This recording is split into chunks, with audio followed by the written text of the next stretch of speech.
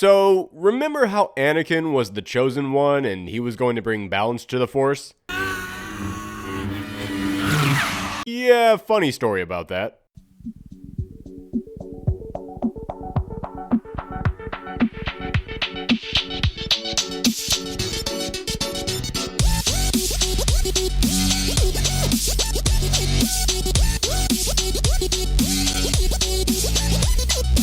Welcome to another episode of Thorgi's Theories, the show where I share my theories about some of the biggest mysteries from the world of geekery. And after watching Star Wars: The Force Awakens, I and everyone else out there were left with some burning questions. Now, just to go ahead and warn everyone, this will contain spoilers for pretty much every Star Wars film ever made, including Force Awakens, but honestly, I saw that box office. I'm pretty sure you've all already seen this. This made 17 road trips, for God's sakes.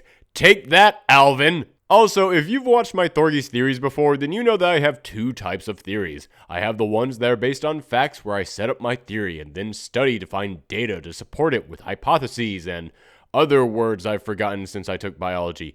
And then I have the other type of theories, which are more of the crazy guy with the tinfoil hat saying his dog is controlling the government type of theories. This will be more of the latter because, well, simply, we don't have a lot of information yet on any of these new characters, but I can still look at what we do have, and what we do have seems to be pointing towards one conclusion. But before we get into that, let me just say, Star Wars: The Force Awakens, I love this film. I did. I had a blast with this movie, especially with the characters, and especially with Rey. I thought she had so many dimensions and a great personality, and I loved seeing her character arc. However, I know that there are some of you out there who disagree with me. After it was revealed that not only did she have a connection to the Force, but she was incredibly strong with it, I saw so many people online complaining that Rey is too strong. Rey is too OP. She's too powerful. Honestly, I didn't have a problem with that because whenever you look at any series out there where there's some power that you're born with, there's always that one character who is born with an overwhelming amount of it. Sure, you can say it's a trope, but it's a trope that I personally like. I mean, heck, Star Wars itself already had that character with Anakin. He was born with an overwhelming connection to the Force, but nobody complained about that. Why is that? Is it because he was the chosen one? You know, the chosen one. You refer to the prophecy of the one who will bring balance to the Force. You believe it's this boy? 2 movies later. You were the chosen one! It was said that you would destroy the Sith, not join them! Bring balance to the Force, not leave it in darkness! Yeah, turns out Anakin didn't exactly fulfill that prophecy. Now, there are a lot of theories out there about this. Some people say that Anakin did fulfill the prophecy when he killed the Emperor as an adult, but if he didn't help the Emperor take out the Jedis in the first place, then he wouldn't have had to have killed him at all. What kind of a prophecy is that? Oh, you speak of the prophecy of the one who will one day clean up the mess he made. I mean, for God's sakes, not only does this not sound like restoring the balance of the Force, Anakin helped to take out all the Jedis, bringing the number of light side Force users down to almost nothing. That's the exact opposite of balance. So the other theory is that Luke was the prophesized child and that he balanced the Force by convincing his father to turn good again, which helped him to take down the Empire. This is a bit better, but there's still a big question, which is how exactly did this balance the Force? Let's jump ahead a few decades to the start of The Force Awakens, where they tell you that Luke is the last Jedi. That's right, the Force didn't come back, it didn't grow stronger after the end of Episode 6, it's actually more tattered than ever. Luke tried to bring the Jedis back, but the power of the dark side was still so great that Kylo Ren was overcome by it and killed all of Luke's students. This effectively snuffed out the last hope of the Jedis in the Force. There's now one Jedi left, and when he goes, well, that's it. The power of the light side is gone, the Force forever broken. Unless... That boy is our last hope. No, there is another. Yes. What if Anakin nor Luke were the chosen one? What if it was Rey? This would take care of everyone's complaints that why is she so powerful? How could she learn how to use the Force so quickly? Of course she's powerful. Of course she can just naturally use the Force by thinking about she's the chosen one, the child who is so connected to the Force that it comes as naturally as breathing to her. Again, not to rely too much on tropes, but a chosen one being able to instantly master a technique just by trying it is kind of what chosen ones do. In fact, in order to reignite the Force, in order to bring it back from the brink of extinction, yeah, the chosen one kind of would have to be that powerful. She'd have to be so strong that nothing could take her out, that she could protect others from the dark side, and that she could spread the power throughout the universe, like a mighty tree spreading seeds throughout the forest, or like seasons 2 and 3 of Legend of Korra. What, I'll admit I'm stealing this.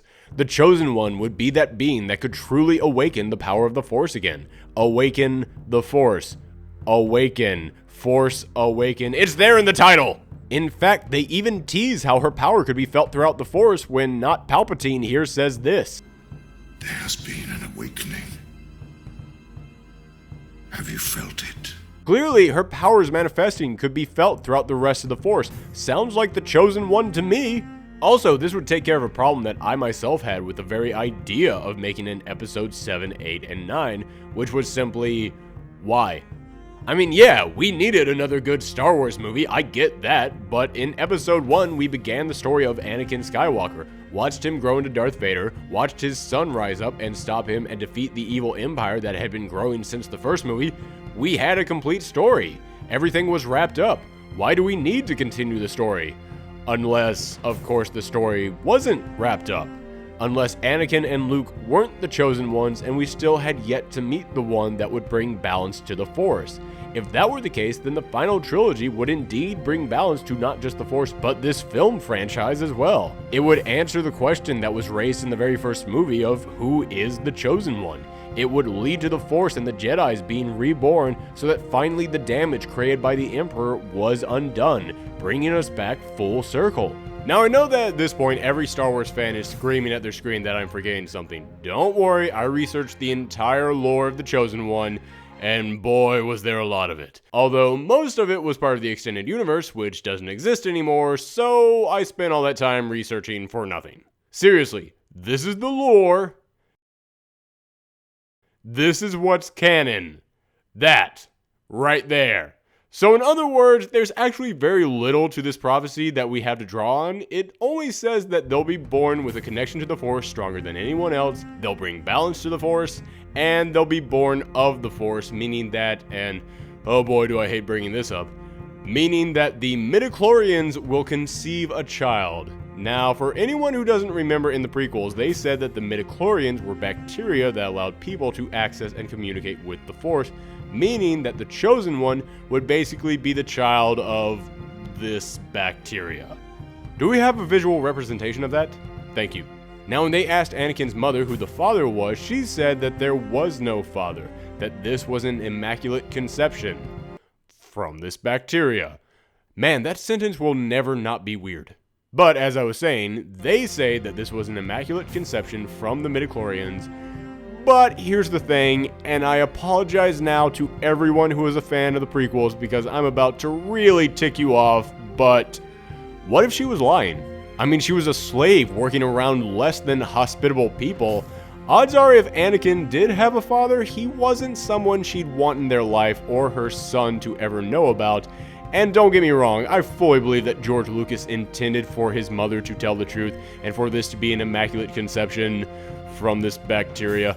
But George isn't on this movie anymore, and if you speak to anyone who is working on these new movies, they all pretty much have said that they're trying to undo the prequels. Heck, J.J. Abrams himself came out and said he doesn't want midichlorians mentioned anywhere near this franchise. So to begin with, that part of the prophecy that says that they'll be the child of midichlorians could all be gone. Or they might have changed it so that it's a looser translation, so that they're not the child of midichlorians, but the child of the Force itself, which A, could be interpreted in any number of ways, and B, was an actual translation of this prophecy from some of the extended universe stories, which, as I said, doesn't exist anymore, but I'm just putting it out there to try and calm down anyone who is about to get angry at the idea of them changing this prophecy. The extended universe has already rewritten this thing about 10 different ways, so that ship has already sailed. But even if you wanted to get rid of the midichlorians, there would still need to be something special about the way that she was born, about who or what her parents were.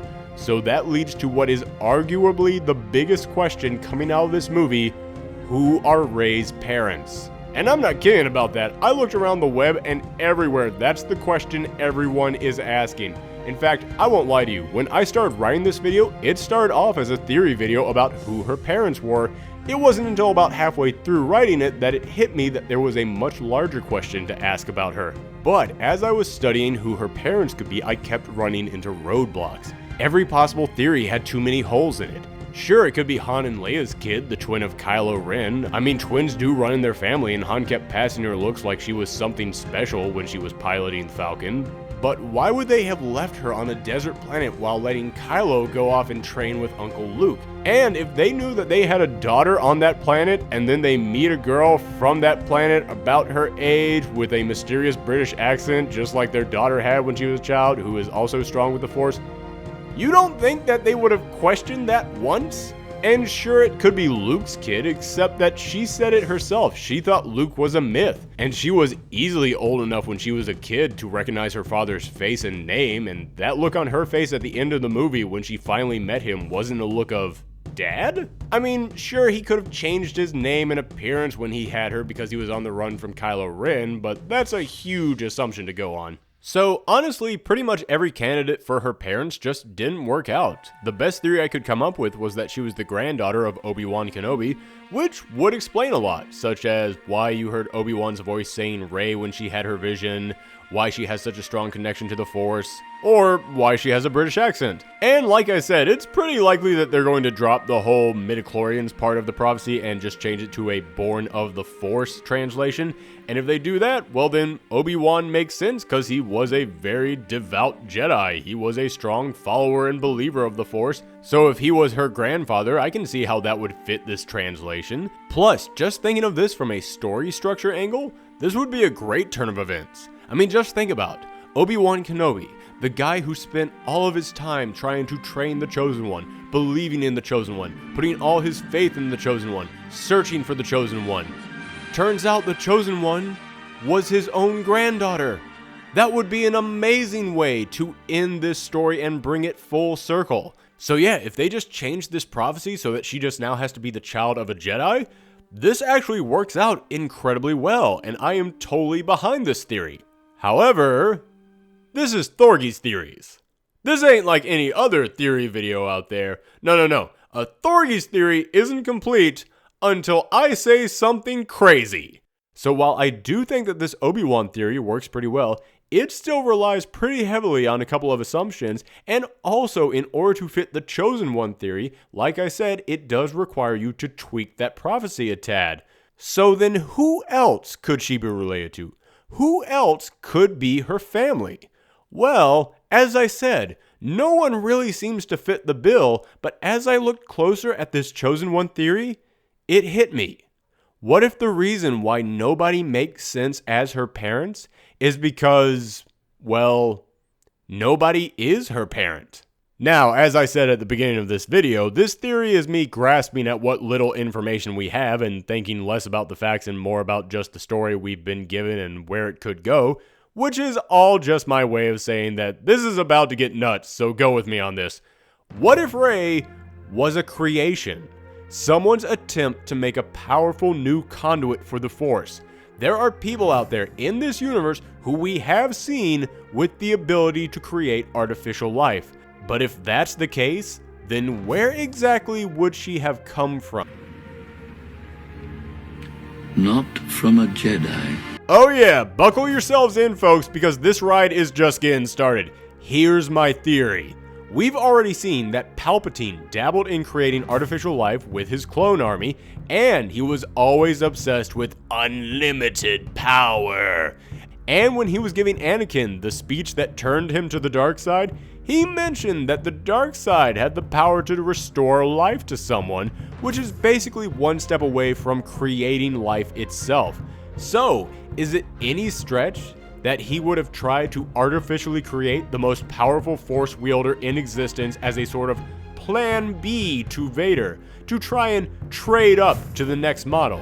I mean, the idea of someone using science and experiments to create the Chosen One isn't so strange. Heck, in the extended universe, they already said that's how Anakin was created, saying that his immaculate conception was just the results of the mad science experiments of Darth Plagueis.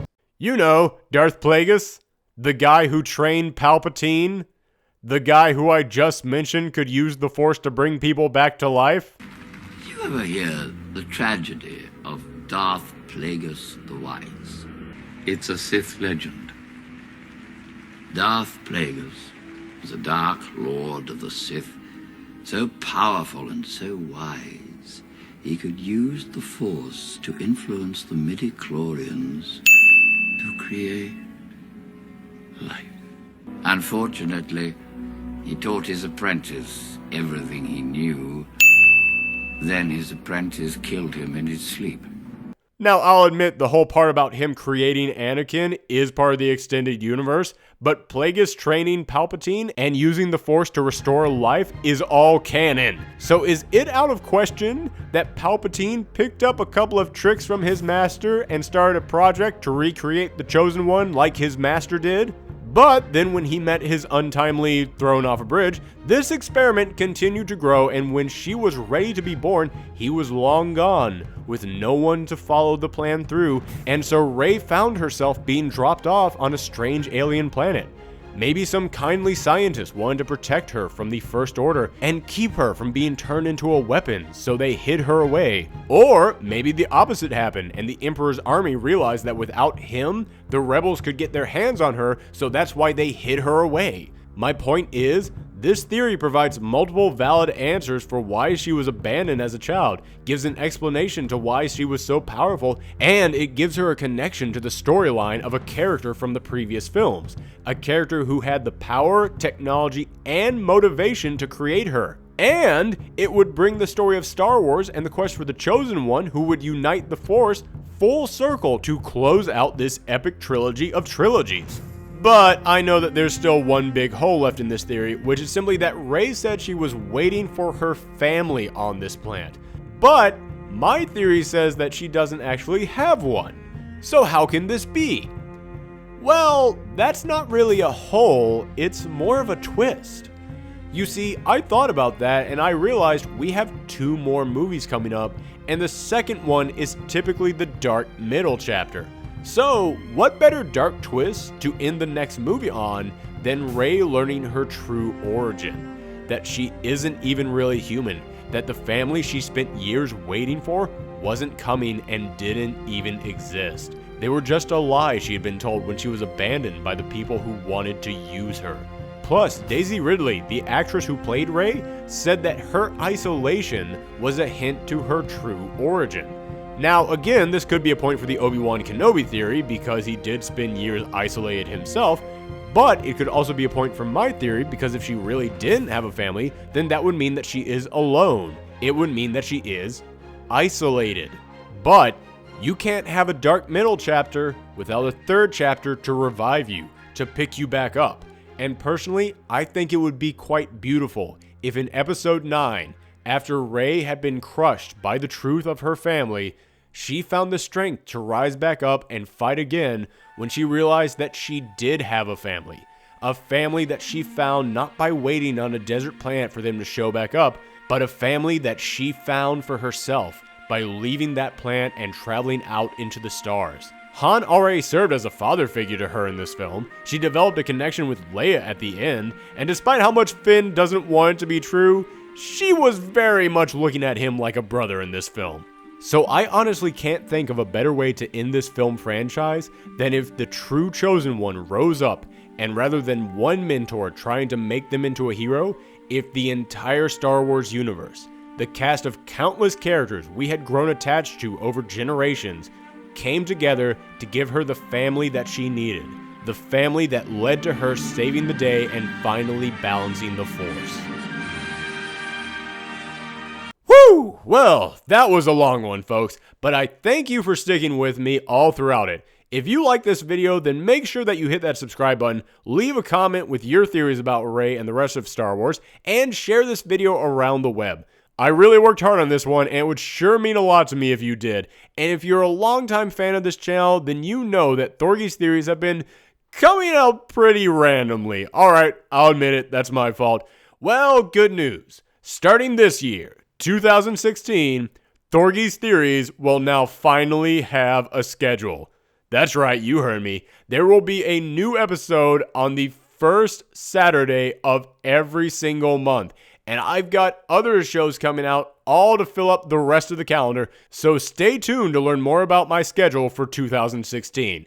But if you want some more Star Wars goodness, then click here to see my review of The Force Awakens. And if you want to see some more movie theories from me, then click here to see my video about what exactly the odds are of Thor making it out of his next movie alive. So thank you all for watching, everyone, and come back again, because next time on Thorgi's Theories... Never forget.